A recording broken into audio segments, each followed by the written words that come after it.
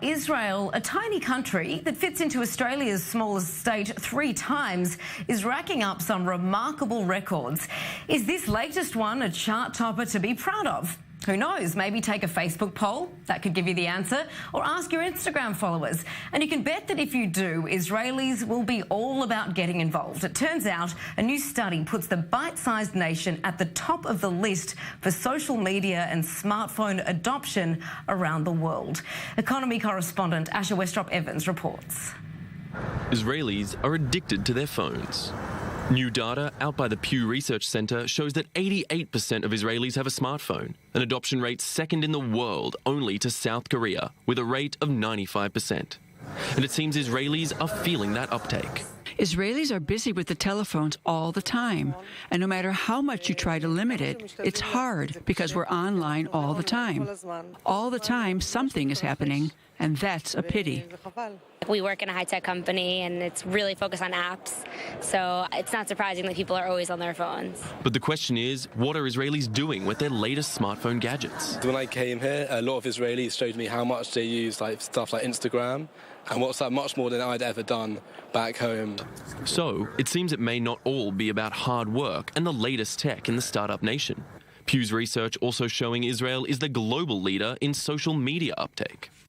A whopping 77% of Israelis admitting to using social media of all kinds, beating out even the Koreans in this category, and far ahead of those in the developing world.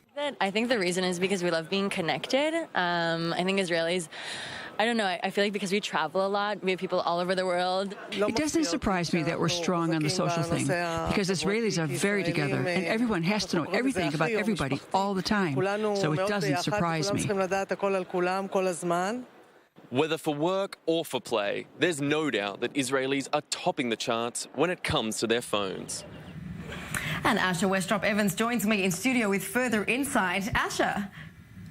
Oh, sorry, Trace. These things are hard to put down. You know how it is. You're one of them. You're one of the addicts. Well, here in Israel, it's hard to put down your phone, and that's interesting because there is so much sort of push to the phone culture in Israel. The integration in our daily lives, in our societies, whether it be communicating with other countries around us, neighbours here and there, it's hard to just put that down and to really move beyond the phone. Right. Oh, sorry, you were speaking, sorry. No worries, obviously, Israel can't quite trade with its neighbours. Is it forced, I suppose, then, to become an innovator of these apps, making it, I suppose, a locally made technology that people are engaging with? Oh, exactly right, Trace. I mean, Waze, Viber, some of the highest uses of WhatsApp in the world. Israel really is one of these states where, because it is so limited, because it is so removed from a lot of the partners, both culturally, socially, economically, that it would normally trade with, these sort of online programs are really the best way to do it. It's either paying for expensive international calls or simply downloading an app and using that. And so it centralizes a lot of Israeli business and cultural activities onto the phone and onto the social media, where it's something you can access anywhere around the world through a cloud, through the internet, and it really makes it a prime candidate for this sort of access and this sort of high phone usage. And I certainly noticed that when I moved to Israel. Of course, we're both from Australia, and we use just the regular text message to communicate, or iMessage on the iPhone. And here, everybody uses WhatsApp to communicate. That's it. It's totally ubiquitous. You cannot get beyond WhatsApp because it becomes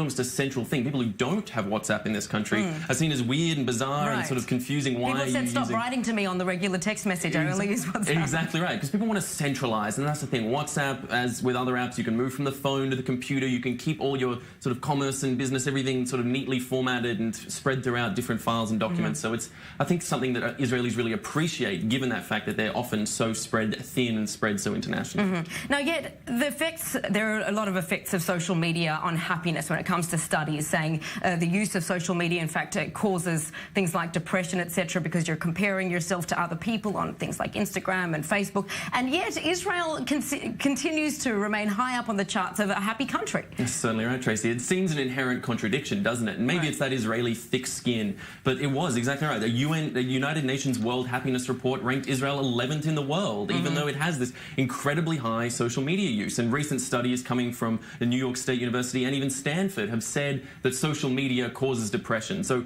how that that contradiction works in reality. Right. I mean, I'm no social psychologist. I don't think I have the answer myself, but there's something about the Israeli mentality that really actually allows this to move forward and keep Israelis happy, but online all the time. Absolutely. They must just love taking selfies. It brings them a lot of joy. Well, if you look out on the streets of Tel Aviv, you certainly see a lot. Everywhere, Asha. Also, I wanted to ask about the fact that knowing how well this social media is being used by Israelis does make Israel almost a testing ground or a litmus test for other companies. Certainly right. And Israel has often tried to market itself, particularly in recent years, as a sort of R&D hub, you know, a place where you can really test a new idea, a new theory, a new technology, a new app, whatever it may be. So this really fits with that idea that Israel is this ground, hey, we're going to release something new, and Israelis are very quick to pick up new integration, new innovations, new ideas, and run with them, test them out. And so I think a lot of companies really appreciate that. They appreciate a technologically savvy society, and so a lot of companies will come and try new products here in Israel, and Israel is happy to receive. All right, well, I think if anything we've learnt from this is that neither you or I are comedians, perhaps. Or can stay off our We've tried phones. our hands at it. Thanks, Ash.